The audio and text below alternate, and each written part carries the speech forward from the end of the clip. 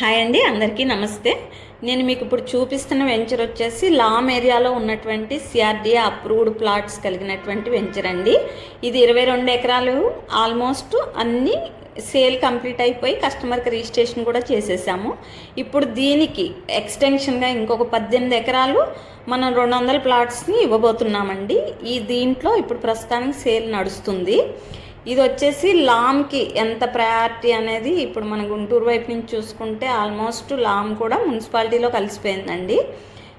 So Guntur to capital వైపుకి extension ఏదైతే ఉందో ఆ లామ్ ఏరియానే కాకుండా అటు క్యాపిటల్ వైపు నుంచి చూసుకున్నా సరే మనకు తాడికొండ, కంతేరు బార్డర్లో ఈ లామ్ ఏరియాలో పొలాలు ఉంటాయండి. అంటే క్యాపిటల్ పూలింగ్ ఆనుకుని ఉన్నటువంటి వెంచర్ అవుతుందన్నమాట. అంతేకాకుండా క్యాపిటల్ వైపు నుంచి చూసుకుంటే ఇది అనంతపూర్ ఎక్స్ప్రెస్ హైవేకి జస్ట్ ఒక 1/2 కిలోమీటర్ దూరంలో ఉంటుందండి.